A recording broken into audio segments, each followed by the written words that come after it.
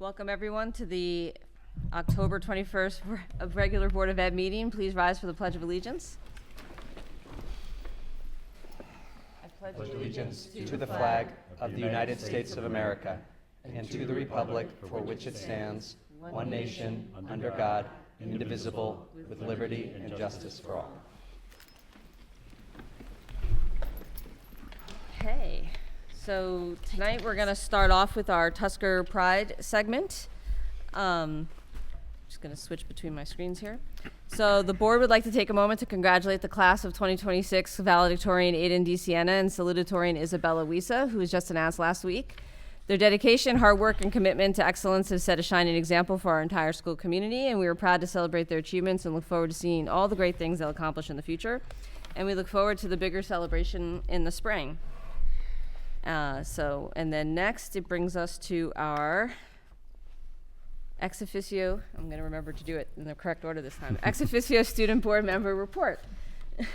Good evening. It's been an exciting and an engaging month across the district, I think, for all schools. The first meeting of the Superintendent's Leadership Committee was held earlier this month, officially beginning the year's work to strengthen communication between students across and district leadership. Jimmy and I are serving as co-chairs alongside representatives from grades 5 through 12 across almost all of the Somers schools. To begin the meeting, members introduced themselves and shared what motivated them to join. Many emphasized the importance of fairness, inclusivity, and ensuring that all voices are heard. Dr. Bronstein outlined the committee's purpose to advise the superintendent, Board of Education, and building administration on issues that impact students' daily lives. Representatives will gather feedback from classmates in any way that they see fit, share it during meetings, and report outcomes back to their schools. After reviewing responsibilities and meeting norms, members split into two groups to identify key focus areas for future discussion.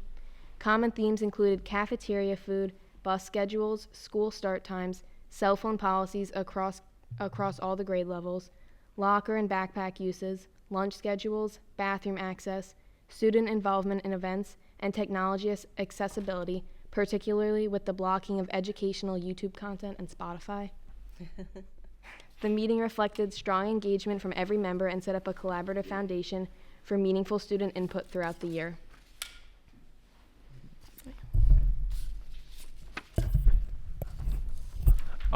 Additionally, in our schools specifically, at the high school, things have been going well so far, as the year has been in full swing. SHS successfully hosted its Spirit Week last month, and we also brought back our homecoming dance, which we had not had last year, which we hosted to some success. Last week was also the first portfolio day and art college presentation at SHS, where students had the chance to meet with representatives from schools like the Fashion Institute of Technology, Rinling College of Art and Design, and the Massachusetts Institute of Art, while being able to share their artwork with representatives from those schools. Additionally, students in fashion classes were also able to take a trip down to New York City, where they visited and toured the Fashion Institute of Technology. Additionally, on Thursday, SHS will be hosting Congressman Mike Lawler, courtesy of the Stars and Stripes Club, during community lunch for a Q&A on the recent government shutdown. And then additionally, Allie will have some more information on cell phone policy. So to gather a full range of student perspectives on the cell phone policy, Jimmy and I distributed a survey to all high school students. We only received 102 responses, but it's definitely a good amount. The goal is to understand how the new restrictions are affecting students' daily routines and learning environment. Many students acknowledge the district's effort to create a more focused and engaged classroom atmosphere, which several teachers have also mentioned as a positive outcome. However, the feedback was largely negative.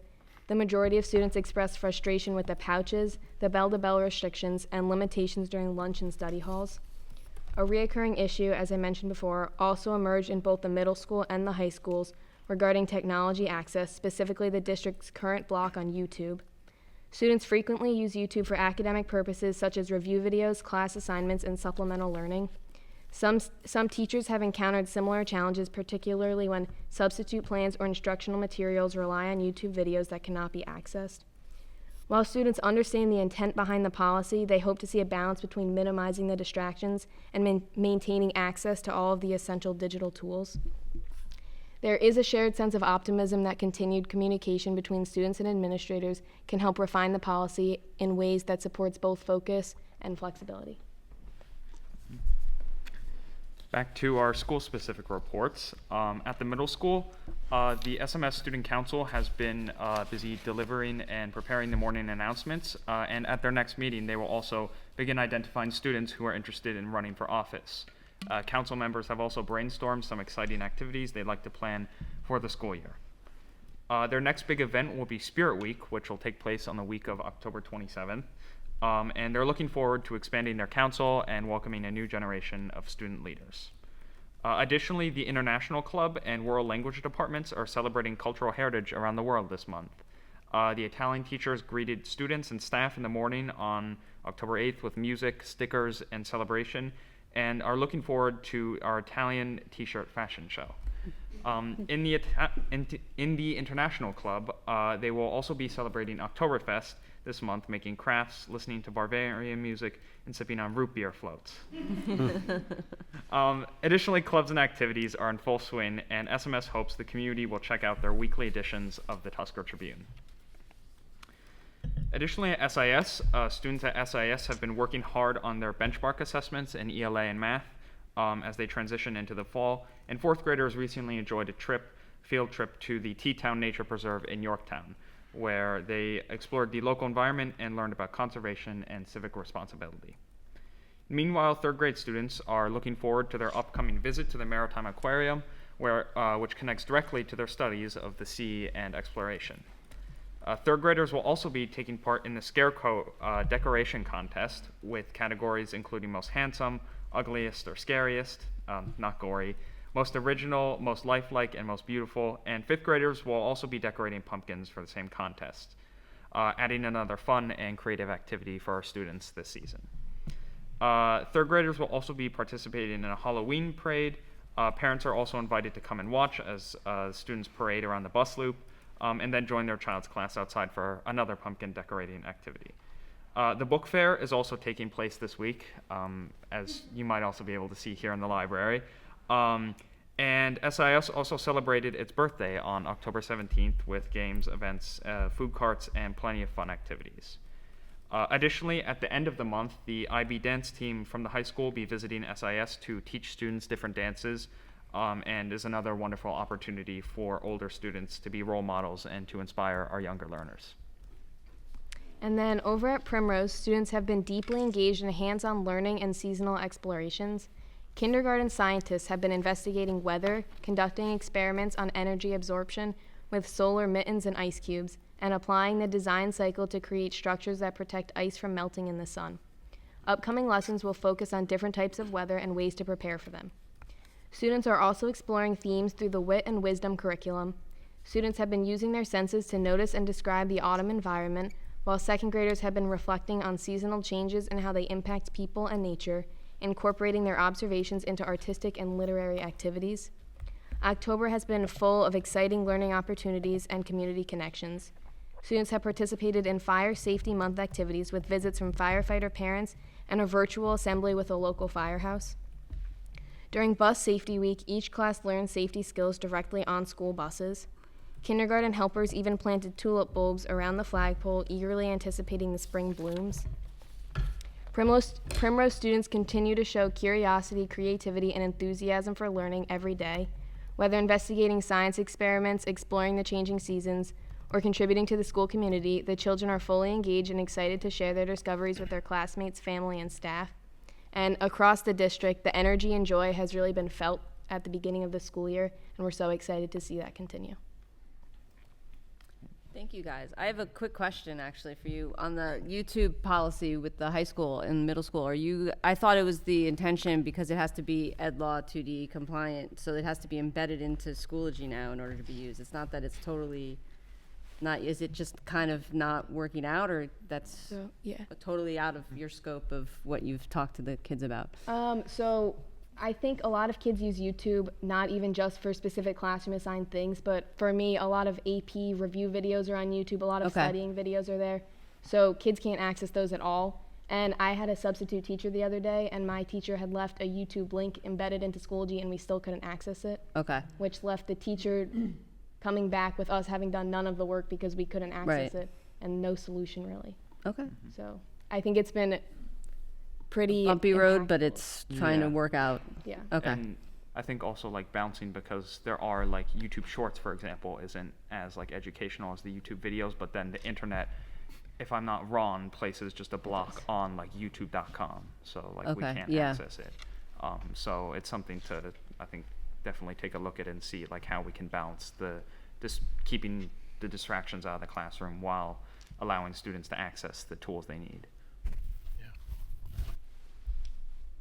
Great, thank you. Okay, that brings us to our rest of our community groups, unless anyone else has any other questions for Ally and Jimmy on their reports. Thank you, though. Yeah, thank you very much. Love hearing all that. Problem.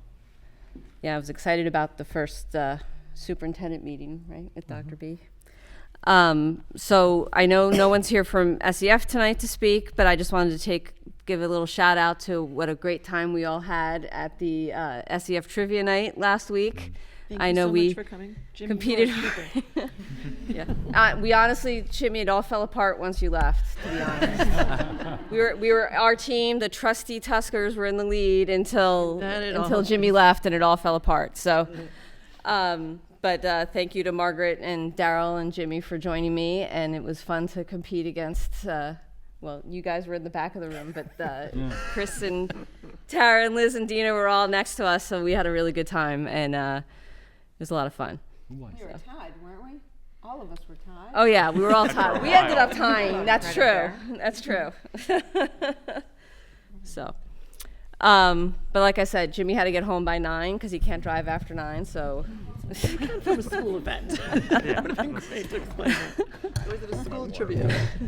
all right. And on that note, I look forward to future SEF functions. But I will hold you to that.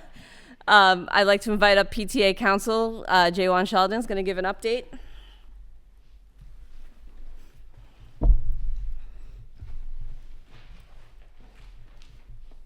Hi, good evening. I'm happy to be able to be here today to give you an update about our PTA units.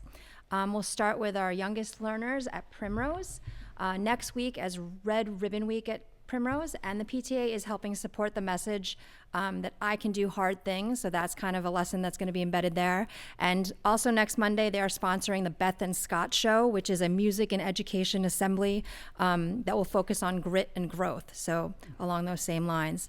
They're also busy preparing for Holiday Happiness, which this year will be on November 2nd.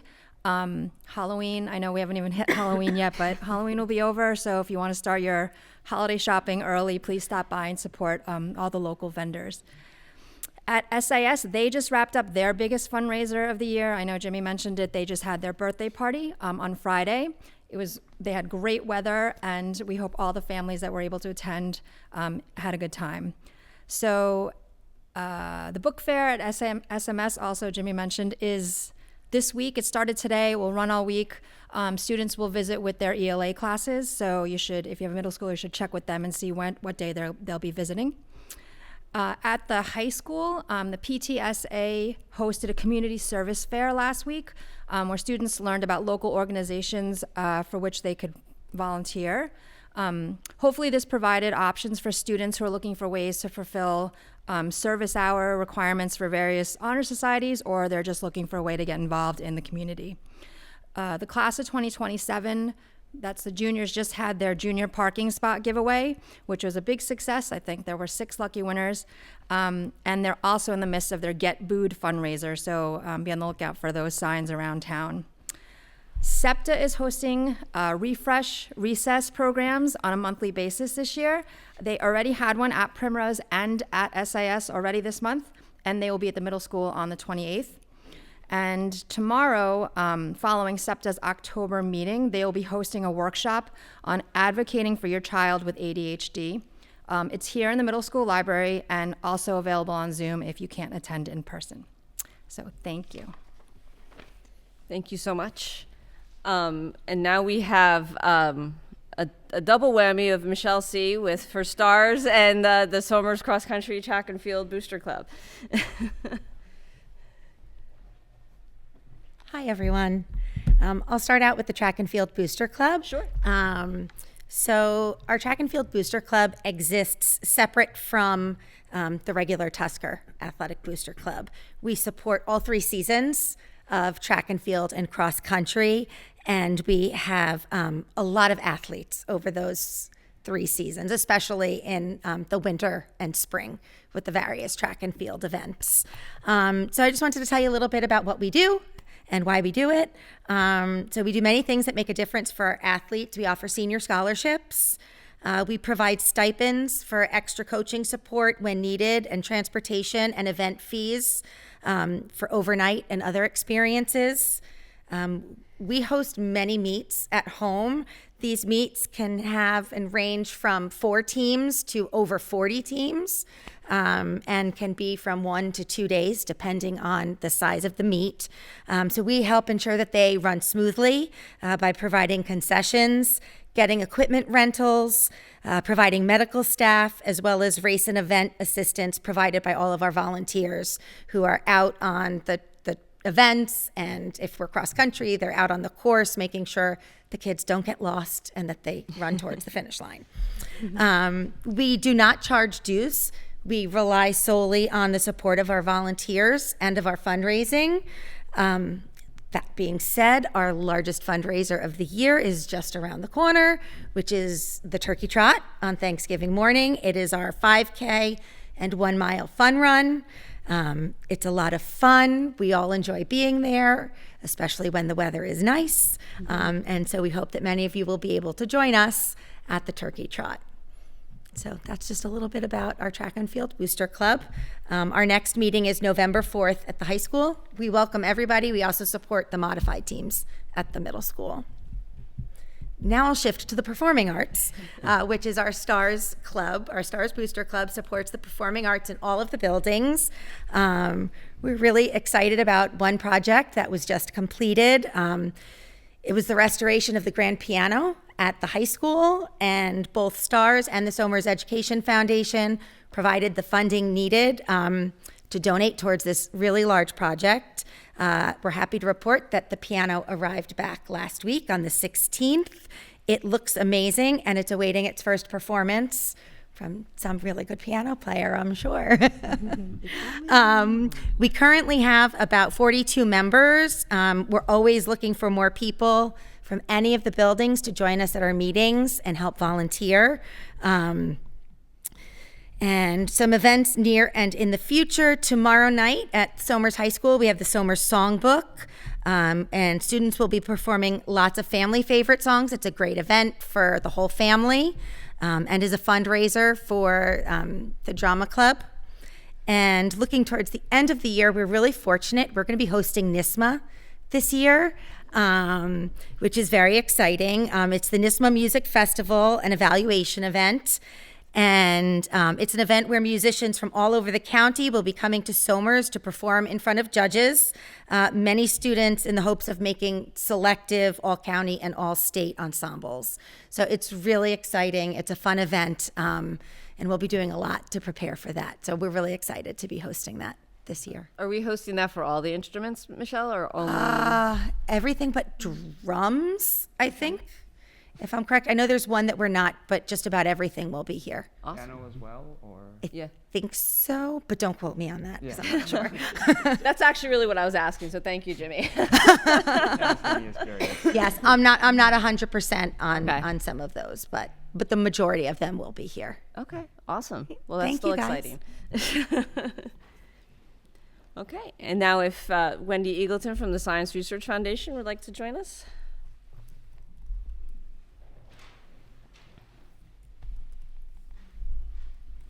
Good evening, everyone. Thank you for having me back tonight.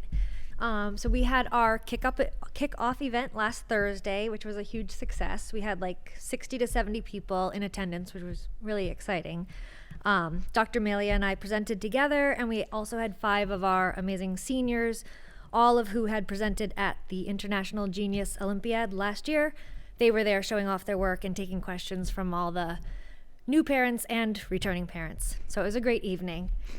Coming up, we have our senior lock-in day on October 30th. So this is the day that all the seniors in the program spend the entire day in the science research room finalizing and editing all their research paper and providing feedback to each other to polish up their submissions for the Regeneron Science Talent Search Competition.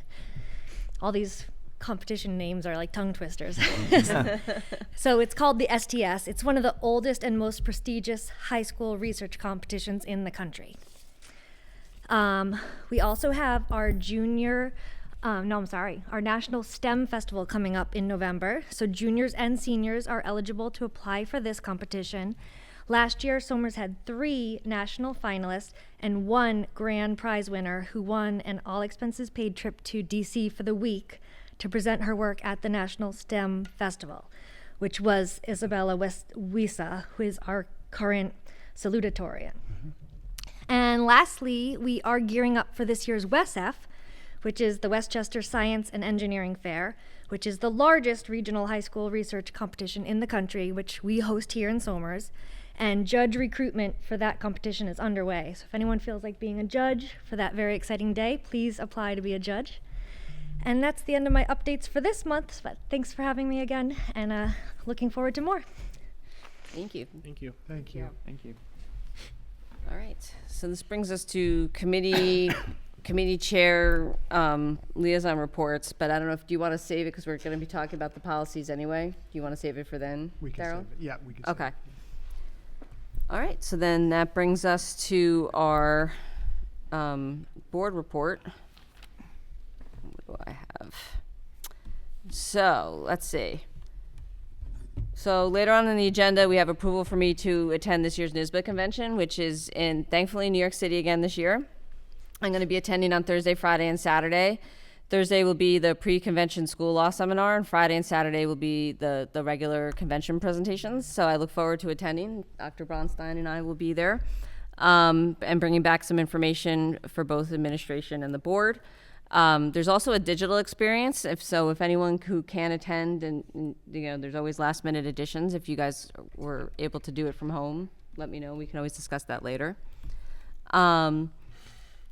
And then this evening, as we review our personnel agenda, I wanted to pause and honor 2 remarkable individuals whose retirements mark the end of an era for our district. Mr. Mahoney, our beloved second grade teacher at Primrose, has been a constant source of kindness, wisdom, and encouragement for generations of students. For 30 years, he has greeted each child with a smile, nurtured their curiosity, and helped them discover the joy of learning. Primrose will not be the same without him. And Stacy Elconin, our Director of Special Services, is retiring after an extraordinary 29 years of service in Somers. Stacy's journey through our district as a teacher, a principal, and Director of Special Services has been defined by compassion, vision, and an unshakable commitment to every student's success. Her impact is immeasurable. She has shaped programs, mentored staff, and advocated for families with tireless devotion. As much as we have known this day would come, it's hard to imagine our district without her steady hand and caring heart. So to both Mr. Mahoney and Stacy, thank you both for all of your years of service, for caring deeply, and for making Somers a better place for all of you, for all of us. And you've given us so much to our students, our families, and community, and the board looks forward to celebrating you both in our meeting in June, when we'll gather to more formally honor the remarkable careers of both of you. So I don't know if anyone else has anything else to add for either of them, but you're more than welcome. And that's all I had for this evening. All right, that's me. Yep. So before I go, I wanted to just see if Mr. Platania had anything from our business consent agenda a little later on that he wanted to share with the board. Sure. There's just a few items on there tonight, a couple items just on special education for contracts for out-of-district placement and service providers. There's also a couple of items up for disposal that we have, a couple pianos from the intermediate school, and then some science material from the high school. There's also a budget transfer on there. When we started the budget process last year, we were partnering with B.O.E. for our public relations coordinators that we had in the district. and we have since transitioned away from BOCES and now hired an employee of Somers. So we're just shifting some of those dollars that were originally budgeted in a BOCES code now to a payroll code. And the last thing I just want to mention is on the agenda tonight is the budget calendar for the 26-27 school year. That's going to be hopefully approved by the board later tonight. I know it's only October, but it's already time to start getting into budget. I can't. The excitement's there. So I am ready. Hard charger. So again, budget vote next year will be May 19th, but there'll be a lot more of that to come in the next few months for sure. Does anyone have any questions for Chris before later on? Now would be the best time to bring him up. No, thank you. All right. So I just wanted to acknowledge all of our senior athletes once again. I've had the privilege and honor of attending our senior games in which we recognize our senior athletes across the district who will be graduating, and it's their last time participating with their sports. So it's been very exciting to see and celebrate their contributions to the district, and not just their athletic achievements, but also the sportsmanship that they demonstrate and the example that they set for their fellow underclassmen. So congrats to our senior athletes, and that's been wonderful to see in person. I also want to point out we've got a few sectional games that are coming up that have already gotten onto the calendar. We have our boys soccer, who will be competing this Friday at 2:15 against Walter Panis. So we're excited about that. And girls soccer competing this Saturday at the high school, and we're still TBD on the time for that, so look out for that schedule. And then our field hockey sectional schedule will be coming out tomorrow. So as those come out, we'll be looking forward to sharing that with our community and getting some fans to come out to the games, and especially the 12th man, as it's affectionately known, at the high school. I also want to recognize our valedictorian and salutatorian, Aiden and Isabella. Tremendous accomplishment to you both. I'll look forward to celebrating that over the rest of the year, but really a credit to you both for everything that you've accomplished over your 4 years, or almost 4 years, in the high school. Congratulations. I also want to acknowledge our 4 principals. So you may or may not have seen in our Tusker tracks from last week that October is Principal Appreciation Month. So I really want to publicly acknowledge all the work that Mr. Rodriguez, Ms. Mangoni, Ms. Belger, Ms. Winter do on behalf of the district. As a former principal myself, I know firsthand how challenging and difficult it can be at times to be a principal, but truly what they do helps the district run, and they are the nuts and bolts of each of our schools. So I'm very appreciative to their contributions for the month of October, but really all year. So congrats to the 4 of them. I too want to acknowledge my esteemed colleague, Ms. Elkanen, who's here with us this evening. It was bittersweet, as I shared in my message to the community and the faculty and staff, that she is retiring. I've come to rely on her greatly in my short time here as superintendent. Her sense of humor, her knowledge and wisdom, not just in the special ed arena, but really in all things. I found her to be funny and affable, and just a real credit to the district, not just in her current capacity, but in the several different hats she's worn in Somers over many years. So I will not get emotional now. I will reserve that till later in the year, because she will be with us through June 30th, but I'm very excited on her behalf that she'll be moving on to the next chapter, and well-deserved chapter, beyond Somers. So congrats again to you. And then as well, want to acknowledge Mr. Mahoney, and I've come to know him as well, and look forward to celebrating his retirement. We did have the opportunity to connect earlier in the week when I saw him at Primrose, so I'm excited for him as well in his next adventures, but we'll celebrate that at our retirement evening later in the year.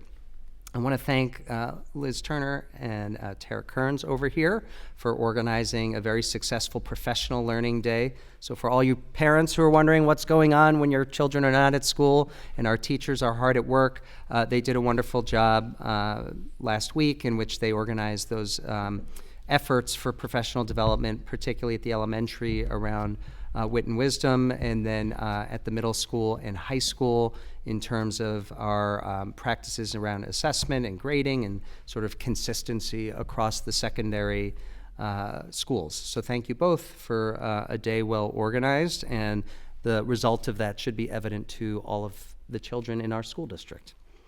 All right, so again, thank you to the SEF for a great trivia night. I will not get into who the winners and losers were, but Everybody who came was a winner. it was a very fun evening, and I now know where Mackinac Bridge is, which is apparently in Michigan. Yes. But I'd only been to Michigan once, so That's what gave I it now, away, though. yes, yes, I now know more about that. Following that evening event, we got up bright and early, and then as Jimmy and Allie shared earlier, we had our first superintendent's leadership group. I just want to thank Jimmy and Allie for co-chairing that group, and I'm really excited to learn about what all the students throughout the system learn about from their classmates and then bring back to our meeting. Certainly at the top of our list will be YouTube and Spotify and some of the other things that I know are certainly important topics and ones that we may be able to make some changes in. But I really do appreciate your leadership in that work and, of course, on the Board of Education itself. So thank you. I also got to go to the first birthday party for me at SIS, which I inadvertently thought was like a birthday party for all the kids, but came to learn is actually a birthday party for the school itself. And so I was very excited to participate in that, and most especially see the principal mummified and the assistant principal duct taped. So that was exciting, and really thank the PTA for organizing that and the PTA Council for their participation in such a wonderful event that we had there. This morning, I had the opportunity to work directly with our UPK program to tour our UPK classrooms that are housed at Primrose Elementary, and met with the regional director as well as the director, and also think about some future possibilities for our UPK program, and got to check out the playground, which was previously donated by the Somers Education Foundation, and see the incredible progress that's made, and in fact took several pictures of the students already enjoying the benefit of that playground, which enables our kindergartners to have more time on their playground. So that was a lot of fun this morning. So tomorrow is Wear Orange throughout the district. It's both bullying prevention in terms of that effort, but then also to the attribute of being a risk taker. So I know someone out here wore orange a day early, but that's okay. You can still wear orange again tomorrow to celebrate bullying prevention and also being a risk taker.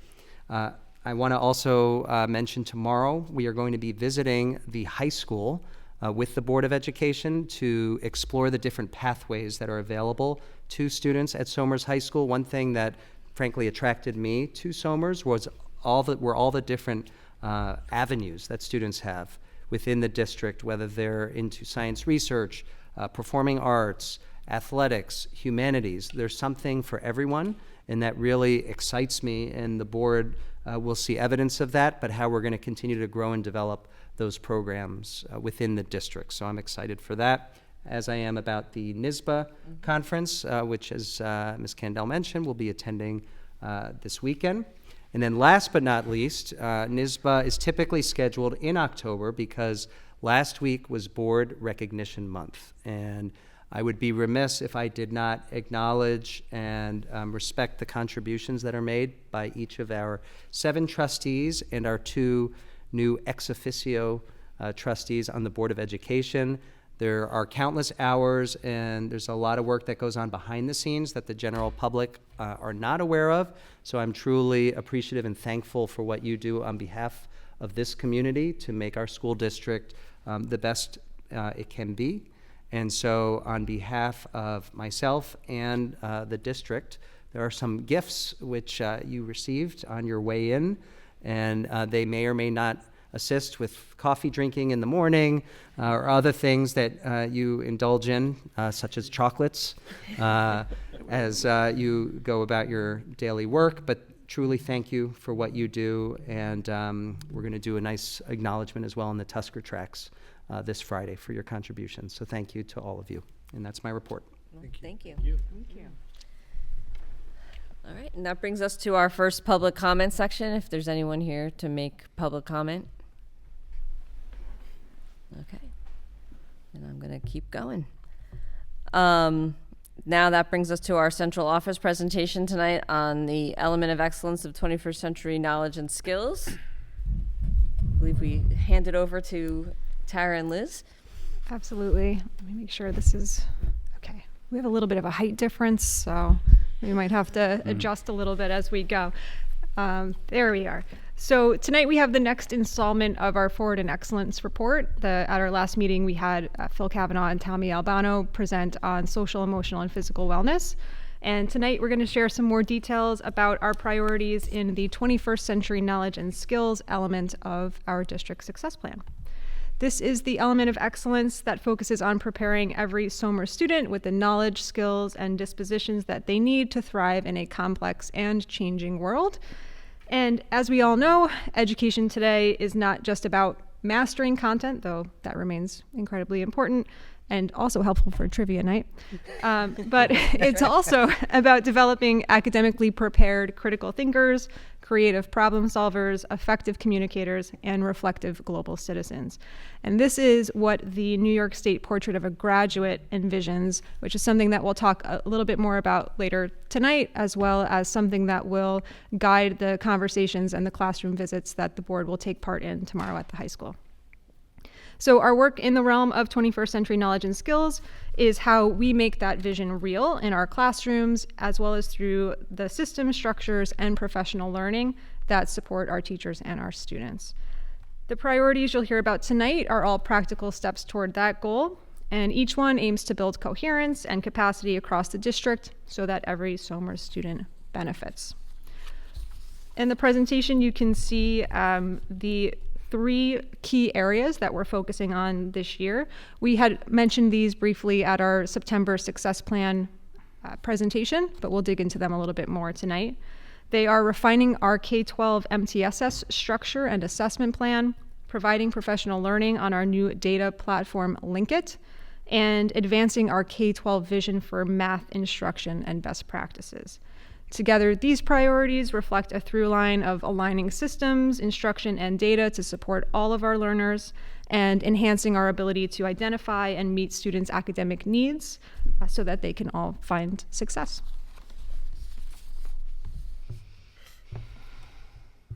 Okay. So as I mentioned, our work in this area, as well as the social, emotional, and physical wellness element that you heard about last time, and the global citizenship and professional learning communities elements that we're going to highlight in March, all of these are in alignment with the New York State Portrait of a Graduate, which defines the competencies that every student should demonstrate before leaving high school. You can see those projected here: academically prepared, creative innovator, critical thinker, effective communicator, global citizen, and reflective and future focused. We know that the world our students are entering is evolving faster than ever. AI, global interconnection, new fields of study and work emerging, and it's our responsibility to ensure that they have both the academic foundation and the adaptable skills that they need to navigate this changing world. So on a very literal level, our priorities tonight, connecting with these elements of the Portrait of a Graduate, refining MTSS. In doing so, we're supporting reflective lifelong learners who can identify and respond to their own needs. By advancing math instruction, we're strengthening critical thinking and innovative problem solving. And even through providing professional learning with the platform Linkit, which we'll talk more about, we're aiming to empower educators to communicate and collaborate around student learning. And that's modeling what it means to be effective communicators and collaborators. And just to add to that, thank you. This portrait is also helping to guide our district conversations with our administrators, with our teacher leaders, on our vision and values of what K-12 teaching and learning is here in Somers. So as part of our ongoing vertical alignment work in the district, our goal is to use this portrait to help us ground what it means to also be a graduate of each of our schools, the second grader, the fifth grader, the eighth grader, and what that learning experience should look like and what it should feel like. Sometimes we can get stuck on a single frame and look to one resource that says this is the best approach or this is what it should be versus another. But part of our work has been to kind of crosswalk what the education field states is best practice. We've looked at the NCTM math recommendations, looking at the NICET Teacher Federation research, looking at the science of reading that we've done for the past couple of years here. There's look-fors in wit and wisdom. There's the IB framework. But when you look across all of these documents, you find commonalities in them, and what they're saying makes best practice in classrooms, which is great. And there's similarities in their recommendations, no matter the subject area. So that's what we're trying to cull together. And by culling that K-12 vision, we are helping to bolster the strength of the whole organization, of course, and the alignment of the organization, and helping to promote that common understanding to our admin team, to our staff, to all of our families of what it means to be that K-12 learner in Somers and what that experience feels like and looks like along the way. So that's part of our ongoing work in relation to the Portrait of a Graduate also this year that we'll continue to share with the board and community along the way.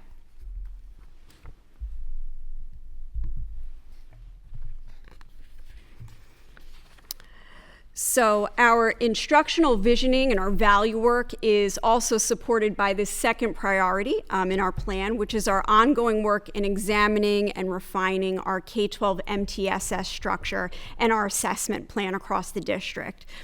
Just as a reminder, MTSS stands for Multi-Tiered System of Supports, and that's our frame for supporting students at all levels in both the academic realm and the social emotional realm. And each year we have a responsibility to really examine our support structures to ensure that we're always exploring new avenues or other ways that we can further personalize student learning. And also supporting our staff in being able to differentiate and respond to provide those different experiences needed for students. In the next slide after this, I'll circle back to our work in assessment. But this year, we really continue to grow by providing learning and resources that support the different tiered settings under MTSS. It's also wonderful this year. We have the role of MTSS coordinator at each school building. It's a co-curricular position, and this is in addition to their regular teaching role. And the role is really twofold. One part of it is, of course, helping to assist and collaborate with central office and with the principals on analyzing school-wide data to see strengths, to see needs. But then they're also really helping at a granular level when an individual student may need support that should be examined through our whole child success team meetings. And that's kind of that problem-solving team that comes together at a building level to really take a look at a profile of a student. And that's where our MTSS coordinators are helping to assist in identifying needs, supports, enrichment, along with those team members. And then we're also continuing our partnership with Educational Elements, which was formerly known, just like Prince, as Professional Learning Associates, PLC Associates, in further aligning our K-12 MTSS structure and supporting our admin team and our MTSS coordinators in the buildings to make sure that the data we are looking at, we make actionable, both at that broad level and the individual student level. There's also some different resources that we've brought on board this year for students receiving tiered supports in different areas. For instance, additional small group reading materials used in small groups in classrooms, in our reading labs, and with our service environments. Additional math resources for our small group instruction.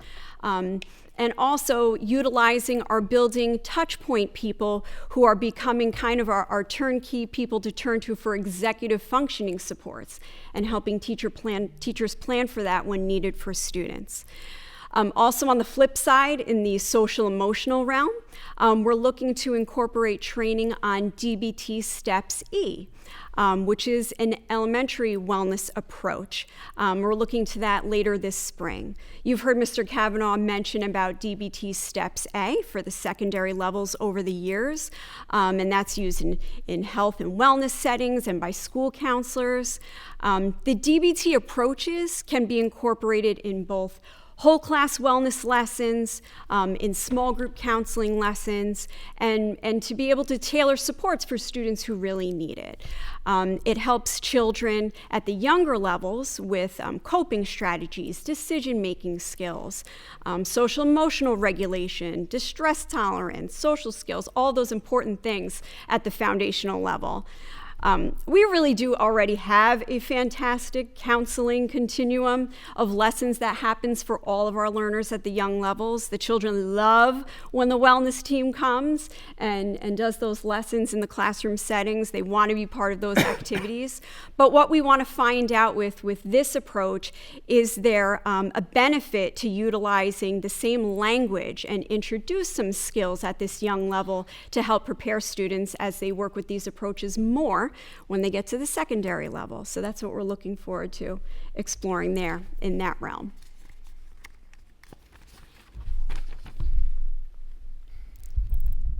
Thank you.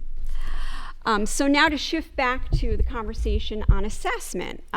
It's also a key part of our MTSS structure. Any MTSS structure requires a universal benchmarking tool for the areas of reading and math. And last year, our team, along with the help of teacher leadership and surveying and meeting with groups of faculty and staff, we gathered feedback on our different forms of assessment we have in district.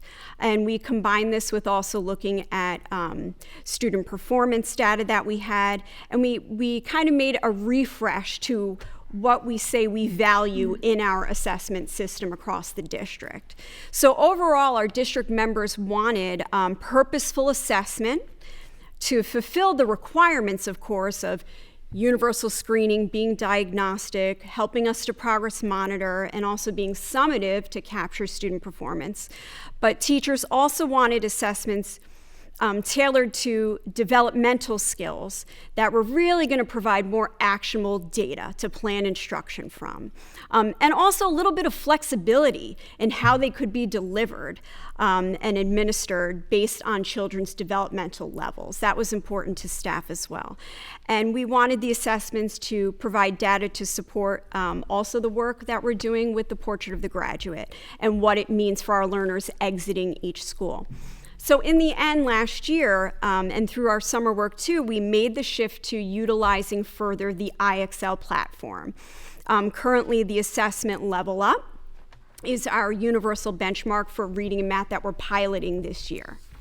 The platform overall is a system we've had for a number of years now in district. Really grew legs first at the elementary level, and it's become a supplemental resource across math and ELA classrooms in the district.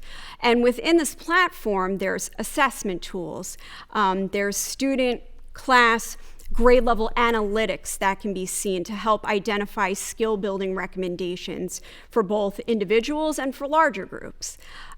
We appreciated about this assessment system that, like STAR, it's also dynamic, meaning that it's the difficulty level of questions adjusts as students take it based on their responses. And in the end, you get a really great breakdown of students' skill level that then becomes easily actionable in the classroom setting. There's also the supplemental practice that's built into the platform, where a teacher may have students practice skills within the system, or they just may use the data and analytics to take and use those recommendations to plan other small group instruction that they're going to do in the classroom setting. This year is really that pilot year to get to know that Level Up assessment. Anytime you begin a new assessment tool, it's best practice to Of course, work out the logistics of it, troubleshoot, keep making improvements with each session that you give that assessment. It's also a year to establish baseline data to help determine reasonable growth throughout the year, and also to see how that assessment compares to the other forms that you already have that exist that you also rely upon. So we continue to use DIBELS, we continue to use other progress monitoring methods in our math settings, and of course we very much value our curriculum-based measures as well, because they really show that day-to-day student performance. So you use all of this in combination to plan support and enrichments. But we look forward to learning more from the Level Up setting and what we can really gain from that to give us that global look too. So this is all key work happening this year in this area. In addition, also developing a parent report that we hope to be more comprehensive than the STAR report was previously, to help provide a little more detail about a child's performance on different subject strands, as opposed to a parent just getting one score in the end and maybe not being as meaningful as being able to see a breakdown of where performance fell in different areas. How frequently do they take the various IXL? That's 3 times a year as well. There's a fall, winter, and spring. For students receiving tiered supports, it can be also used in a real-time mode for monitoring progress along the way. And so STAR tests are not given at all anymore, is that right? Correct, yeah. And when you say like parents can kind of do a more deep dive to look at the skills, you're saying that then when you get the report, you're hoping to show them like how well they're doing in X, Y, and Z skills kind of thing? You will get, depending on the child's grade level, there's a set of strands that are listed for ELA and a set for math. And the nice thing about IXL, and this is what we're looking to extract and get into the IC backpack for families, is of course an overall performance level, right, but then you get a breakdown in each strand of how the child performed with some recommendations of things to focus on. Okay, so it's kind of like getting subtests or whatever, and when you know it averages out maybe, but then there's going to be strengths and maybe weakness or room for growth in certain areas. Absolutely. So as a parent, I would want to see that, and so I could better understand the full picture of what's going on in that subject area. And it's also nice talking points between parent and teacher for ways to connect and support from classroom to home. And kids are still, I'm showing my age because we had IXL before, but kids are still able to work on IXL almost as an enrichment activity at home, right? Yes, they can. In a way that they couldn't with the STAR test. So it may well give a more accurate presentation of information just because we've lost the lack of familiarity with the testing program. So this, you're absolutely right. They can still practice at home. There may also be some practice built in depending on the subject area within the school day. The benchmark assessments that we give are a separate snapshot in time. So it's not like previously there was a diagnostic tool built in where any practice a child did was feeding that diagnostic assessment. When you give a benchmark, you want it solid away from the ongoing day-to-day practice just to get a true snapshot. So that's what we're seeing this year to see what that yields. But yes, there's also the regular supplemental practice still available. But there's no longer that when they sit down for a STAR test, their first time each year, it's really the first time they've worked with that interface. Right. So there's probably some error just based on not being familiar with it. There may be some here too better. because it's a little bit of a different format, right, but not too far off. Right. So there will be some good familiarity with it. Yeah. And are you finding it easier for all students to take it, like whether or not they have an IEP? Because I always found the STAR test to be didn't give you a lot of information for kids who you knew already needed kind of help, let's say. Sure. I think yes and no. Okay. I think, a lot of universal benchmarks that are given now are all computer-based. It's rare that you would find a universal assessment that's paper pencil based. For some children, no matter what that system is, that may pose challenges. Yeah. Also, if you think about our youngest learners, for instance, we don't do the first assessment period with our kindergartners right off the bat. We wait till November for that because it makes sense. They need to get their feet under them. Right. Although many of them do have great computer skills, it's only right to give them that chance to build familiarity. So going back to what we valued also and what I mentioned before, it was so important to hear that feedback from the staff. Like, can we make this as actionable as possible, as authentic as possible? You know, giving a universal measure, I mean, kind of, it's the necessary evil at times, right? You have to do it, but let's make it worthwhile. I'm sorry, can you speak for a second on what's the turnaround time? Like, actionable steps matter. So I remember with the STAR test, you give the test, and this is not a criticism of anybody, but it takes a little while for it to then populate in Infinite Campus and things like that. What's the turnaround time on, the teachers giving the test and then able to look at the results and see, we need to spend more time on grouping, or we need to spend more time on the distributive property, or whatever it may be? It's pretty immediate. And that's, we still give a testing window set of time for all grade levels that are participating to complete the tests. So that didn't change. But the difference being that once a child actually finishes the round of testing, you can go in right away and see that strand breakdown. So there's no lag there on planning for instruction. And does IXL still give the data of about amount of time spent on task? In the supplemental practice, it does, yes. I think that's incredibly important. Yep. And that's something we can also see from the district lens, too, of, classroom time spent on it. And it just makes for good conversation. Well, I like to talk with teachers about how do we make this enhance your curriculum, not be something that kids find to be a burden, of course. Nobody wants that, and a burnout with a system. And for different teachers at different developmental levels, there's different purposes. The purposes that they're doing at the Primrose level, if you talk to an 8th grade teacher, they'd say, absolutely not. We cover this differently within our curriculum. And that's very much appropriate, so used in different ways. So you could see how much time students practicing or doing something at home on that, right? Yes, would you like to know? Well, that's what I'm about to say. I hope my son's watching. It is really relevant because, I know as a teacher, not here, but as a teacher, sometimes a parent will come in and say, I don't understand. My student said that they were done with the test. They spent the whole entire period, yet they didn't finish the test. And then when you can show the data that says, actually, your kid was done in 15 minutes on a 45-minute assessment, or vice versa. My kid said that he really, really struggled, and you can show, you're right, your son or daughter spent all this time working on it. We might need to look at how is your student decoding or what's happening. Having more data is helpful in general. And what I heard you guys keep saying, and I wrote it down, was just that about the actionable data, which I think is so important. So that sounds like it's like you're really listening to the teachers and getting to the heart of how you're going to actually make this work for you, right? And I think that's so important because unfortunately, we have to have some kind of benchmark testing, right? It's the way of, it's the nature of the beast.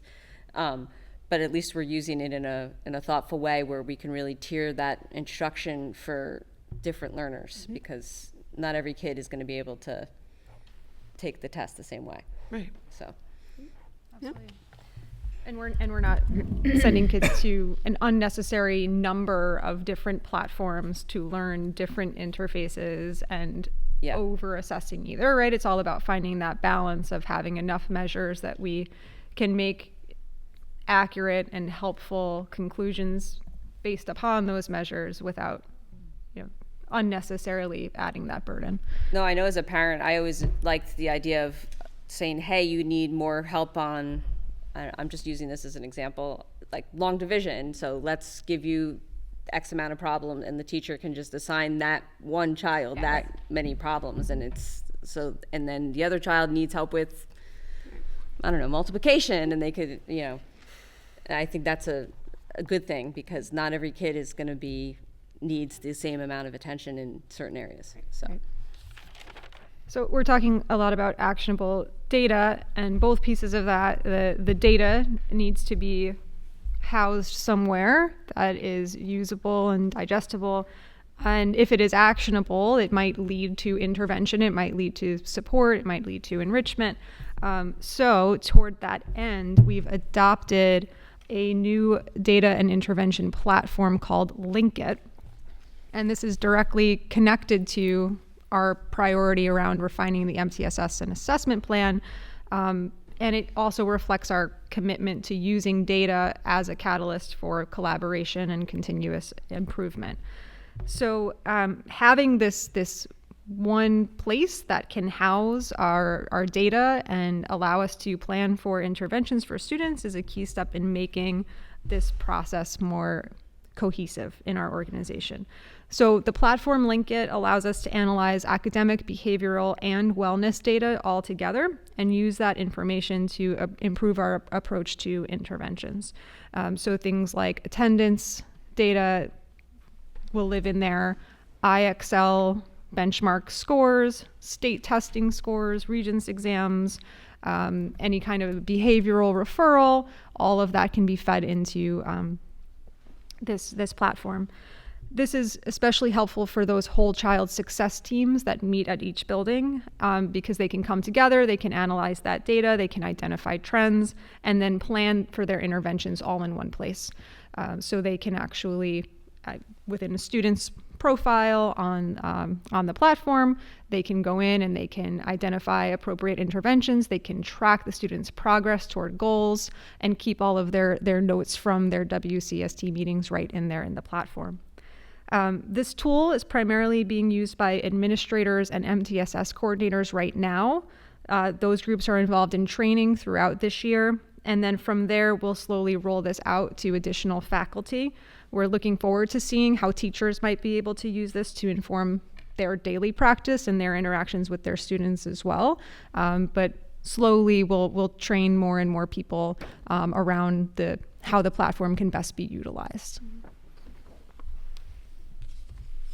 Where does the information currently live? Combination of places. Infinite Campus, which does not have the intervention manager piece built into it. So Linkit connects to Infinite Campus. So attendance data and grades and things like that will feed into it from Infinite Campus. So it's not a matter of getting rid of Infinite Campus. It's a matter of using a platform to feed into another platform, so you don't have to transfer the data. Yeah. Yes, and the primary it is for utilization by MTSS coordinators, administrators, counselors, interventionists, in order to make sense of the data and plan appropriately for students. All right. Switching gears a little bit, we're going to talk a little bit about math. So we're continuing to build on our K-12 vision for mathematics instruction. Last year, we had the exciting opportunity to bring together a committee of math teachers from across the district. They worked together to create a collaborative vision for math. And that vision is focusing on priorities like fostering mathematical mindsets, empowering all learners, providing supportive environments, ensuring meaningful experiences, and sustaining excellence within our math program. This team's work has been grounded in the New York State numeracy briefs. So in May of 2025, the New York State Education Department released a series of 8 briefs that serve as a shared reference base across the state so that school districts can have common language around what high-quality math instruction looks like. And this year, we're continuing that work with our K-12 teachers and in partnership with our PNW BOCES Math and Data Coordinator, deepening professional learning and alignment with the state standards and with the vision of the briefs. This is also directly connected to that portrait of a graduate vision that we're talking about as a concrete example of how, we're looking at moving students beyond procedural math toward reasoning, representation, real-world application, and all of those good things. And Liz is going to talk a little bit more about the math rope that shows all of that. Now, we are very excited that we're continuing that partnership with Dr. Sobran this year. Looking forward to having her on board again. And last spring, we were able to have a small group attend the state webinar on the numeracy briefs. And Dr. Sobran helped to facilitate those sessions at BOCES. And now this fall, we're bringing that information across grade levels and across math department meetings. And these briefs make a connection to the math rope, just when you thought you were done with educational ropes. We have one for math as well. So this rope, there's 5 strands in it. The strands are adaptive reasoning, strategic competence, conceptual understanding, productive disposition, and procedural fluency. And all those need to be developed and intertwined to develop mathematical proficiency.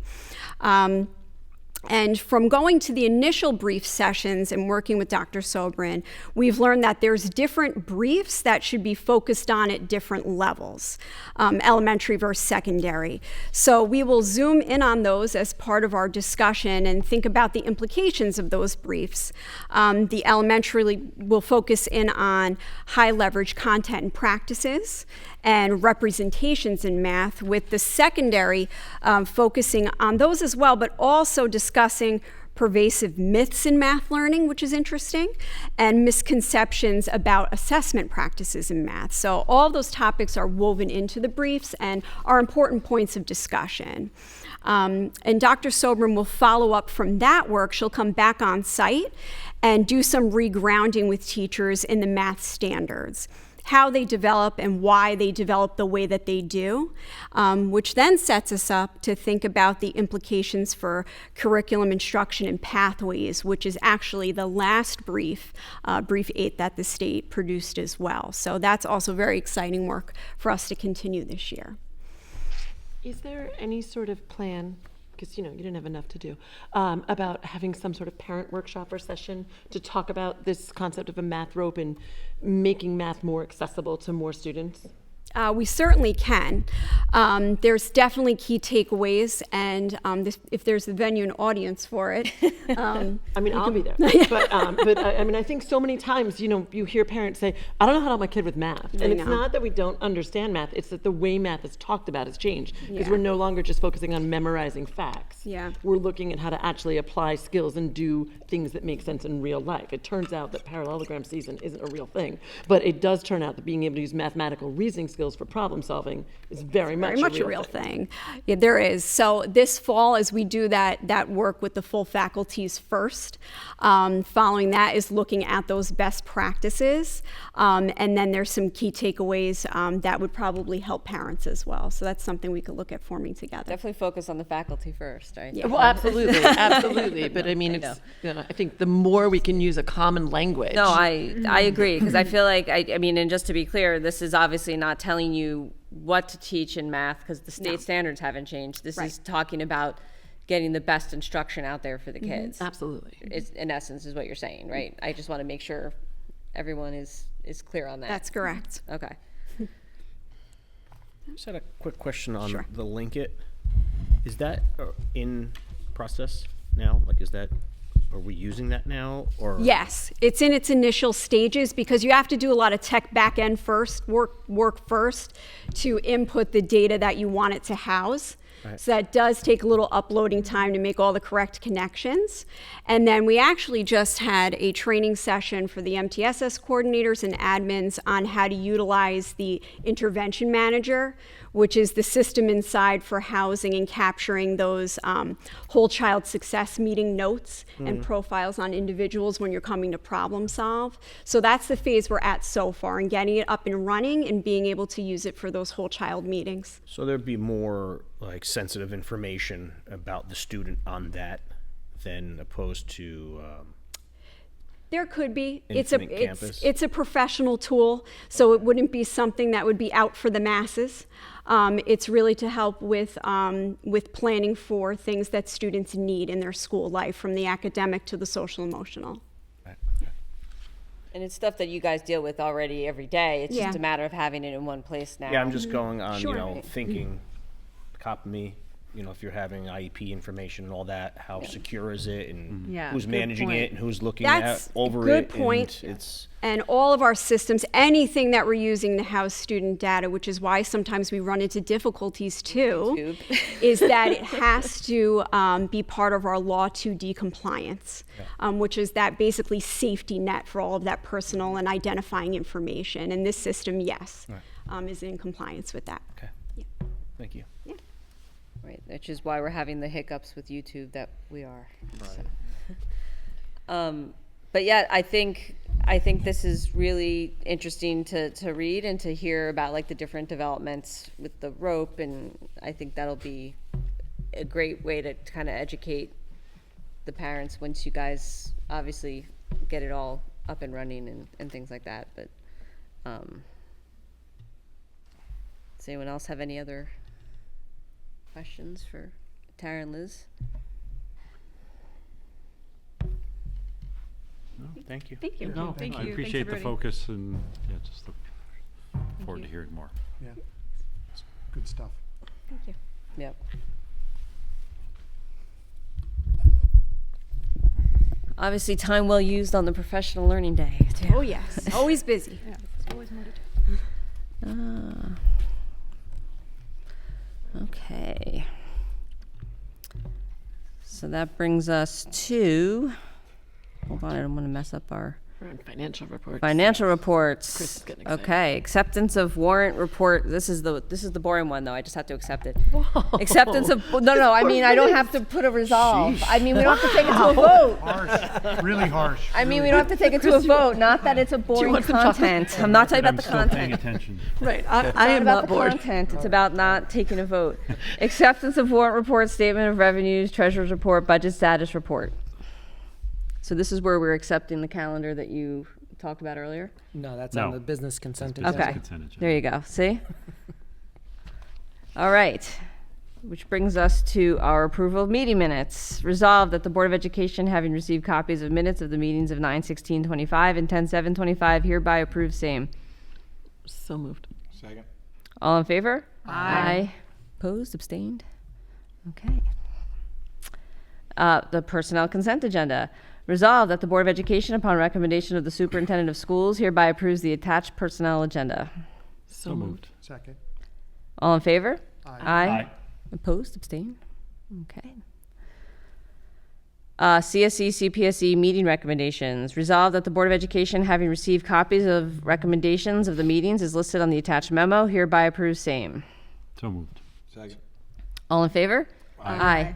Opposed? Abstained? Okay. The business consent agenda. Resolved that the Board of Education, upon recommendation of the Superintendent of Schools, hereby approves the attached business agenda. So moved. Second. All in favor? Aye. Aye. It's very exciting.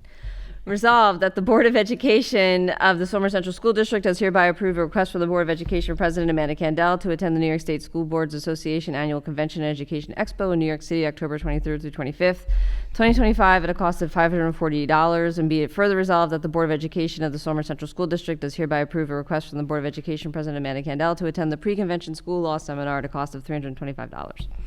So moved. Second. All in favor? Aye. Opposed? Well, Abstained? thank you for attending. Oh, it's my pleasure. It's next year. It's in Buffalo, so I'm out. I have to say. No offense to Buffalo, but that's. I may not Miss go Katina either. just got very upset with you. That's true. It's in the new stadium. Okay, hold on. I want to make sure I didn't take anything out of order. Okay. Be it resolved, stipulation of settlement. Be it resolved that the superintendent of schools is hereby authorized and empowered to execute the stipulation of settlement signed on 10/13/25 by the parents of student number 056, and the superintendent is further authorized to take all action necessary to effectuate the terms of this agreement. So moved. So moved. Second. All in favor? Aye. Aye. Opposed? Abstained? I think we need to go back to the E. Yeah, We went it's- DF. C? Oh, Amendment C? There I go again. See, I have to get used to this. Maybe I should go back to my computer. We're all a team. No. Resolved that the Board of Education of the Somer Central School District hereby approves the amendment of to the contract between the Somer Central School District and Dr. Adam Bronstein dated October 21st, 2025, and hereby authorizes the Board of Education and President to execute same. So moved. Second. All in favor? Aye. Opposed? Abstained? Okay. Okay. This brings us to policies. I believe Daryl has been tagged for this lovely summary. You want to be a lawyer. Yeah, I should have never gone to law school. The B.O.E. Policy Committee met on September 26th. We took a look at several policies, including three policies that all related to the same issue. The district receives funding for students with disabilities up until the day before their 22nd birthday. We needed to make sure 3 of the policies complied with that. It also follows from some case law, Second Circuit federal case law on this, and so we've amended these 3 policies: 4772 that deals with graduation ceremonies, 4773 dealing with diploma and credential options for students with disabilities, and 4321 which is programs for students with disabilities. And we've made those policies reflect the fact that the students are eligible up until the day before their 22nd birthday.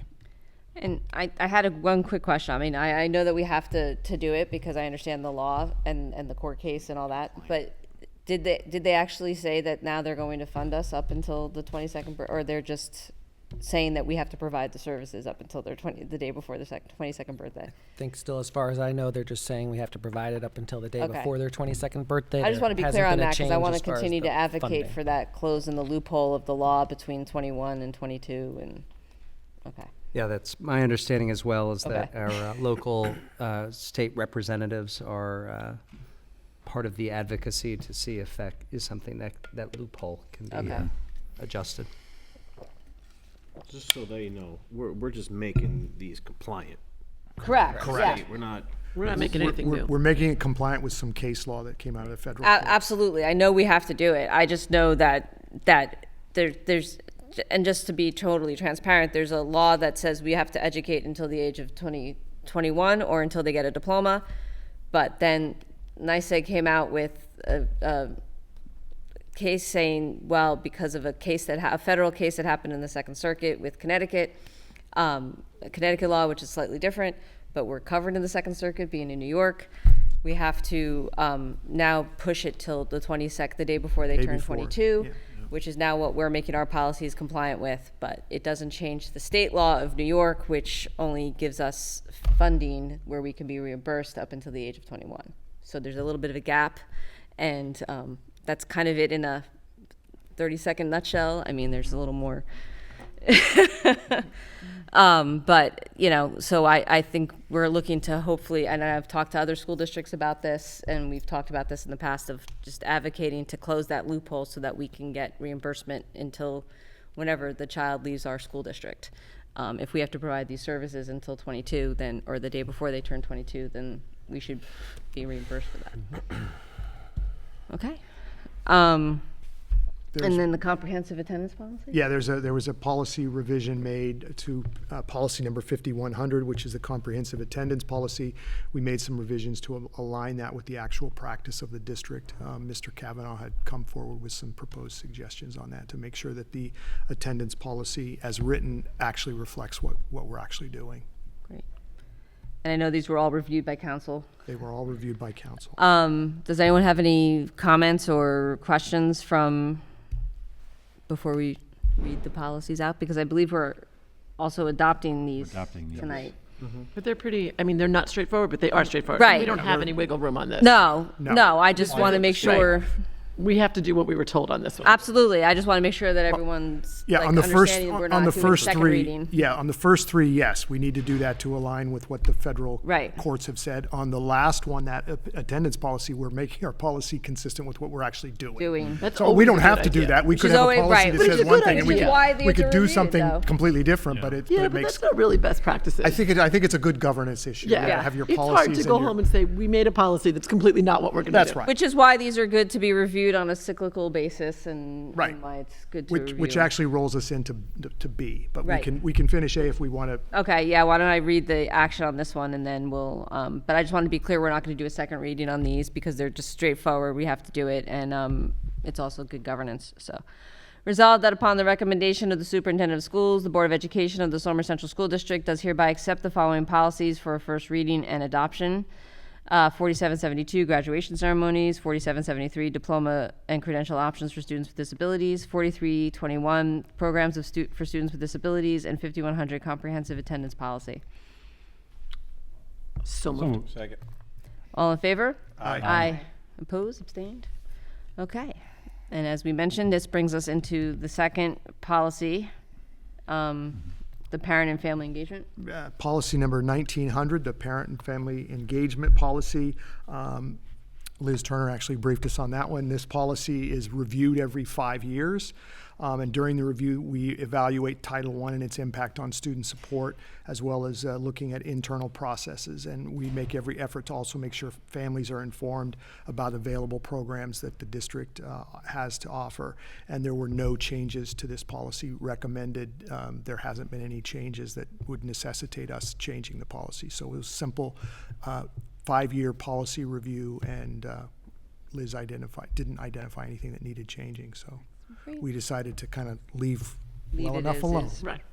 But it will denote that we've reviewed it, and that exactly. it's going to stay the same. So that we which can is say important. legitimately we've reviewed this policy as we do every few years. No, I have to say there's some boards out there who don't necessarily review their policies on a cycle, and it's great that we've been in it, and I'd like to keep us that way. So I can say that my investment in law school education was well-founded based on We appreciate you. Resolved that upon the recommendation of the superintendent of schools, the Board of Education of the Somer Central School District does hereby accept the following policy reviewed with no changes. 1900, parent and family engagement.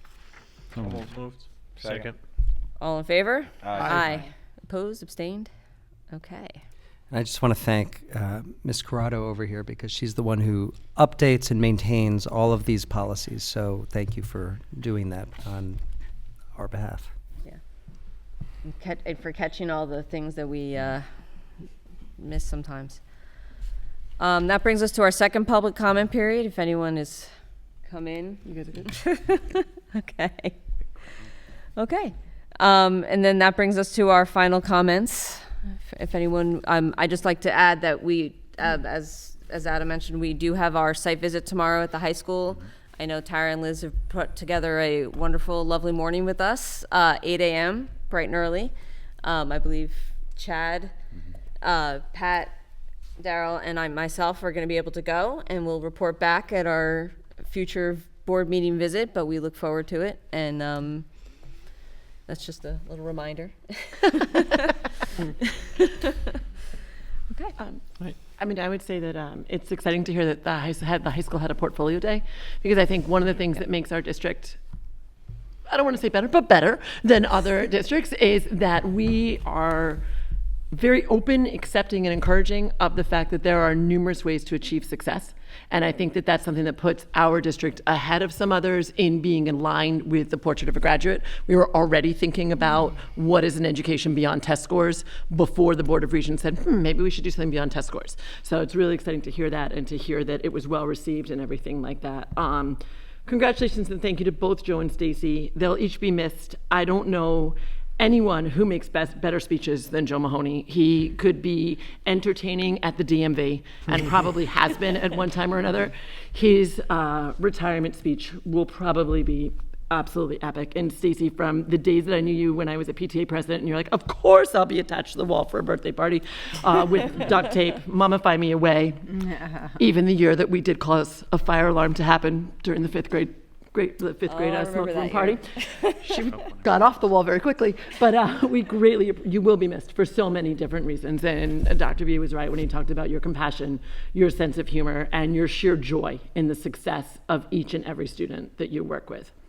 It is so exciting as a parent, as a teacher, and as a board member to see the principles of student advocacy and other principles that are essential elements of being a good citizen and of being a graduate embodied in our 2 student ex officio members, and that it's more than just attending these meetings, that you're taking time out of your, I can only imagine, somewhat hectic schedules to also be part of the council, that you are incorporating younger leaders, younger future leaders, and that the voice is truly being heard. I don't know what other districts are doing. I find it hard to believe that every district has as genuine an investment, both from the board and from the students, in being heard and making our schools accountable to all of the stakeholders. And thank you to Tara and Liz for articulating a K-12 vision of supporting education that is both purely academically oriented, but doesn't lose the soft data of the social and emotional learning pieces that are so incredibly important to producing the leaders of the next generation. And I'm almost done, but I also just want to say, since it was Board Appreciation Week last week, how much I appreciate having been welcomed onto this board, having a space to speak, having ideas heard, and the general collegial nature. We may not always have exactly the same ideas of how to support student education and student learning, but it's very clear that that is the number one goal that guides everybody here. And I would be absolutely remiss if I did not say, welcome back, Nancy. You're incredibly missed. Chris is thrilled you are back. I don't know if he's more excited about business consent agendas or your return, but it's, a little this, a little that, 6 or 7 of different things. But we're all thrilled that you're back and glad that you've had a good and safe recovery. I'm glad to be back. Okay. Well, that checked everything. Yeah, exactly. I was just going to say, the only thing that Rosalind didn't cover was holiday happiness and Halloween. That's So, true, because I brought enjoy- holiday happiness out of my All brain right, well, because I ran it for too many years. You can talk about it if you like. No, it was a totally different event back then. But yeah, just those two things, and then just congratulations, Stacy. You're here in front of me, and I remember when my boys were coming through SMS, and you were their principal. So, all right, congratulations. Congratulate Stacy and again Mr. Mahoney. Both my daughters had him. He's great, and my nephew, so he's going to be missed. And I just thank everybody at the set up the SIS birthday party last weekend. It's chaos, and you guys do, having been there babysitting. Controlled chaos. No, you guys do really a lot of work and a great event there. So thank you very much for everybody who set that up, and teachers, administrators, and volunteers that got involved. I do want to recognize Rosalind. Everything you said, that was terrific, and I'm not going to try to repeat that.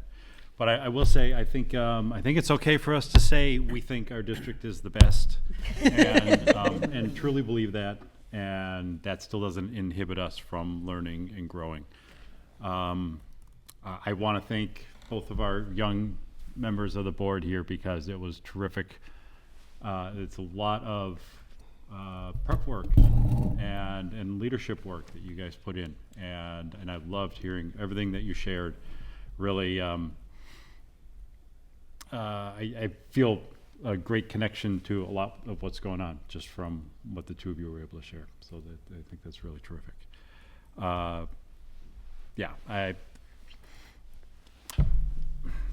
Congratulations for the announced retirements, and I think it's well said.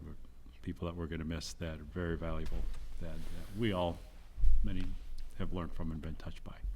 So I'm sure that's going to be covered more in June as well. Welcome back, Nancy. I'm glad you're back. Obviously, Rosalind checked it all. I mean, I'm just going to repeat exactly what she said pretty much. Thank you to Liz and Tara. A really big congratulations to you, Stacy and Joe. Well deserved. 29 years, a long time. Gotta say, I'm a little bit jealous. But congratulations, and I'm sure we'll talk more before the end of the year.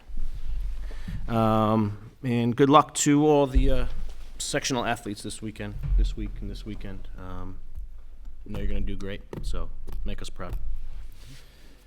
I feel like the little kid who just says, me too, me too. It's ditto. Congrats also to Aiden and Isabel again for their achievements as valedictorian and salutatorian. Congrats, Stacy. With respect to Mr. Mahoney, we only moved to the district.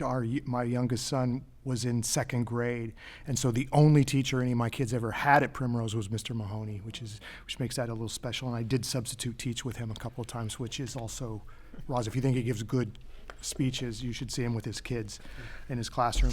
I think SEF trivia night, I think you're absolutely right. Everyone is a winner, right? I feel like Chuck E. Cheese, everyone's a winner. SEF trivia night, that was a lot of fun. Everyone pretty much gets a try. Well, we got a big tray of appetizers there. Food was better. I'm looking for much better than Chuck E. Cheese. I'm looking forward to the site visit at the high school tomorrow. Thanks to Liz and Tara again. You guys do a great job informing us about what's going on in the schools, Allie and Jimmy, so thank you very much for that. Welcome back, Nancy. And that's about all I've got, which is not really anything that anyone else didn't already say, but at least I got to say my part. You made the minutes. Made the minutes. Well, thank you, everyone, and I just want to say thank you for making this such a great board, since it is Board Recognition Week, or month, or whatever it is. I know we have our meeting scheduled actually coming up too, so that we'll meet with you after we do our agenda meeting, so we can go over the reports. So I'm game for that. And on that note, I will see some of you all bright and early tomorrow morning. Resolved that the regular Board of Education meeting be adjourned. So moved. Second. All in favor? Aye. Aye. Opposed, abstained? Okay.